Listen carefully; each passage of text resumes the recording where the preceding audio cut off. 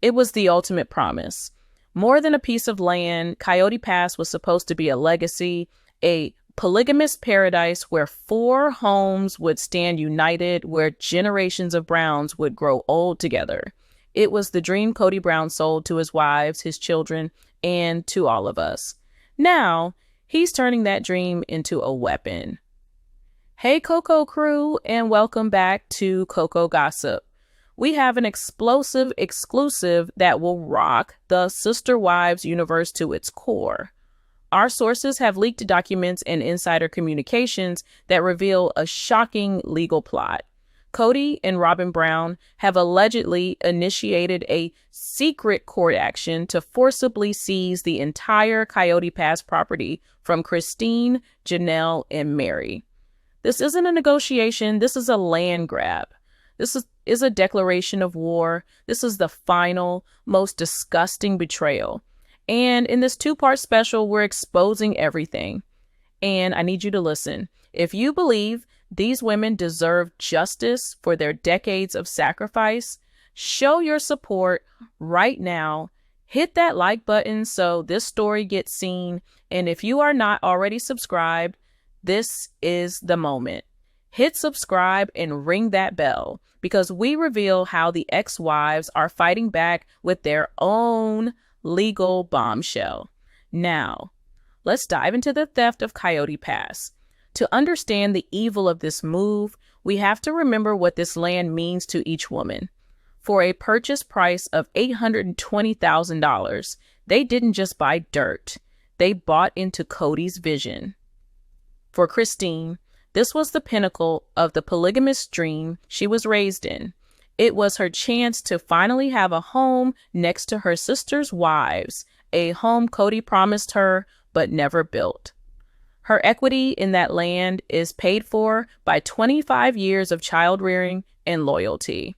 For Mary, it was her last financial tie to the family, a final, tangible piece of a marriage that had long since died. A nest egg she contributed to. And for Janelle, this is the most brutal. Janelle, the practical one, paid for her lot in cash from the sale of her Vegas home. Her name is on the deed, clean and clear. That land isn't just a dream, it is her retirement. Her life savings are buried in that soil. The land sat empty for years, a monument to Kody's neglect and shifting priorities. But the women's financial stake in it remained. It was their last shared asset, their final piece of the family puzzle. A legal professional with knowledge of the case, who we'll call Coyote Court Insider, broke down Kody and Robyn's alleged scheme. It centers on a legal tool called a partition action. In simple terms, it's a lawsuit one co-owner can file to force the sale of a property when the other owners can't agree on what to do with it. The court can then order the property sold at public auction. But here's the venom in the plan. Kody and Robyn's goal isn't just to sell, it's to buy. They want to trigger a forced auction, hoping for a low turnout so they can buy the entire property for a fraction of its market value, our insider alleges. They're trying to legally swindle the other women out of hundreds of thousands of dollars in equity. And what is their justification? It's the most manipulative part of all. Their legal argument is allegedly based on covenant abandonment.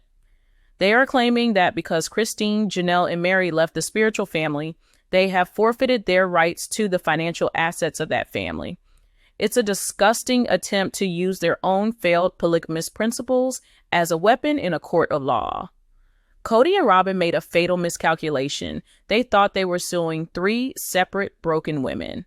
Instead, they have created a united front of scorned lionesses. We have details on their reactions. Christine says she went from disbelieving laughter to cold, righteous anger. She told a friend, "He's really going to try and tell a judge my 25 years in that family meant nothing. Watch me." She sees this as a gift, the final piece of evidence she needs to prove to the world exactly why she left. She's fully lawyered up and ready for war. Mary's response is one of quiet, steely resolve. After years of being financially entangled while emotionally abandoned, this is her line in the sand. Mary's stance is simple. I will not be financially erased. He will not profit from my years of investment while treating me like I didn't exist. She is reportedly coordinating directly with Janelle's legal team. This is where the real fire is. Janelle is breathing fire, says our insider. This isn't just an investment to her. It's her home, her future, the inheritance for her 6 children. The idea that Kody would try to take the very land she paid for is the ultimate betrayal. She reportedly told him in a blistering text message, "You will not steal my children's future. See you in court." So the battle lines are drawn. Kody and Robyn have fired the first shot in a legal war designed to strip the ex-wives of their final asset and rewrite history.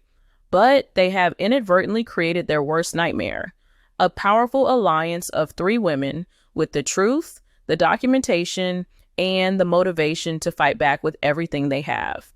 This isn't just about money anymore. This is about justice. We revealed the counter move. Kody and Robyn thought they were playing checkers, but the queens have come to play chess. We have the alleged details of the ex-wives' brilliant and devastating legal counterattack. It's a lawsuit so explosive, it doesn't just dismantle Kody's claim to the land. It threatens to expose years of alleged financial fraud and could bring their entire financial empire crashing down. The reckoning is here. Let's get into it. Kody's lawsuit was a fatal error. By taking the women to court, he opened himself up to the legal process of discovery, and the queens are using it to their full advantage. Our Coyote Court insider has confirmed that the wives' legal team has filed a bombshell counter lawsuit. They aren't just defending against the partition action.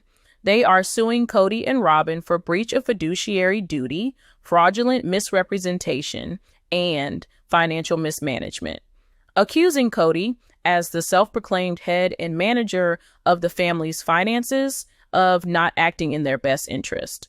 Accusing Kody and Robyn of lying about their intentions for family funds. Accusing them of recklessly spending and commingling family money for personal gain. This changes the entire game, our insider says. This is no longer about one piece of land. The wives are demanding a full forensic accounting of the Brown family finances going back years. To make accusations this serious, you need proof. And oh, do they have proof? Reveals that the wives have been preparing for this day for years. The first bombshell, Janelle's ledger. Janelle, the accountant, has kept meticulous personal records for years, our insider alleges. She has a detailed ledger tracking major family expenses and the flow of money between accounts. It allegedly shows a clear and disturbing pattern.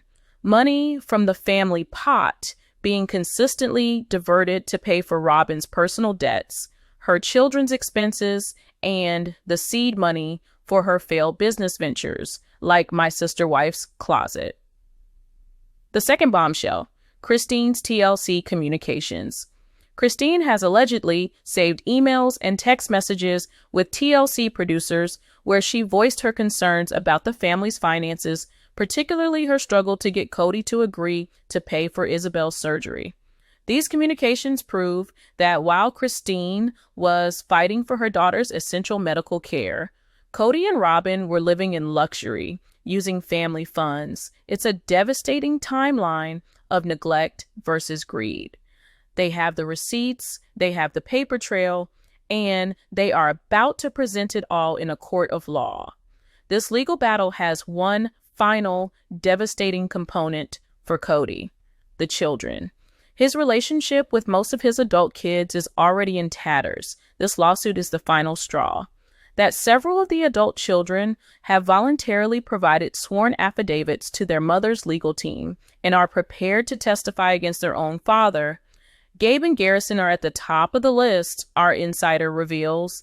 They are ready to testify under oath about Kody's financial neglect, his verbal promises about the Coyote Pass property being their inheritance, and the blatant favoritism shown to Robyn and her children.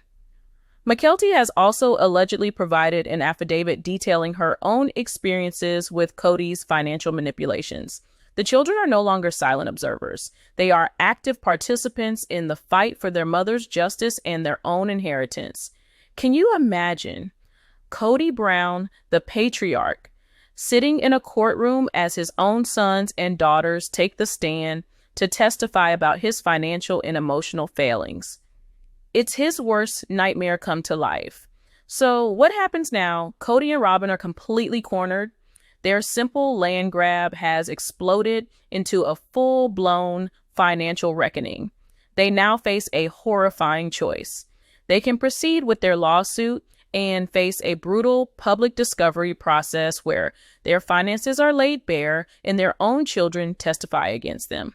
Or they can drop their lawsuit and offer the wives a massive settlement to make this all go away. Either way, they lose. The queens have achieved checkmate. By trying to steal the last piece of the pie, Kody and Robyn have lost the whole bakery. They have exposed themselves, empowered the women they tried to erase, and cemented their legacy as the villains of their own story. The battle for Coyote Pass was never just about land. It was about respect. It was about validation. And it was about justice for decades of sacrifice. And in the end, the sister wives are finally getting it.